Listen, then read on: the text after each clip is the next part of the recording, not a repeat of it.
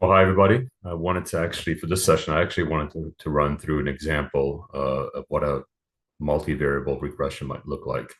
One of the previous sessions, I actually talked about the philosophy or the actual theory behind it. And now I wanted to actually run through an example. So in this case, there's a fund out there that I really like, and I kind of know what they actually like to invest in.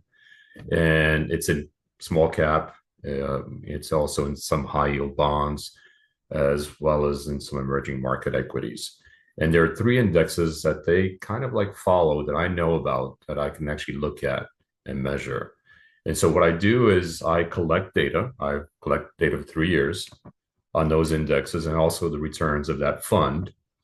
And I can do it monthly or weekly, or it can be even shorter periods of time than that. And then after I do that, what we can do is actually regress the data. And what I mean by regressing is that I'm actually fitting a line through that data so that I minimize the distance from those data points to this line. And that's what it means by regressing. So I'm actually finding something that fits best through the data.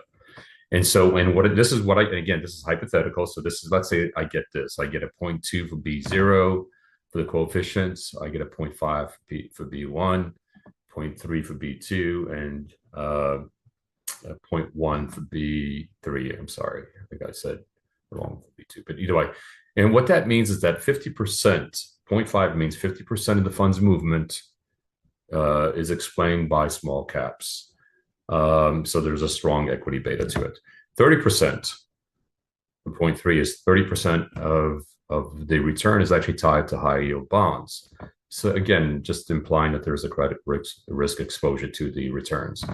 And then 10%, a very small amount, is actually coming from the emerging markets. So most of it's coming from the bonds as well as the small cap stocks. And then there's an alpha, what I call an alpha. And that means that 0.2% of the return, 0.2% of the return is actually coming from something that's not explained by those three indexes.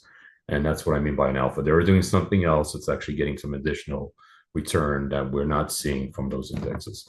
And what's great about this is that by doing something like this, if you wanted to, let's say, mimic a fund that you follow that you maybe wanted to do yourself, you could do something like this. And there are many other things you can do. You can also turn it into a predictive model if you wanted to. But these are great. It's something that I do a lot of, I like to use, and it's something that you can also use in your own analysis.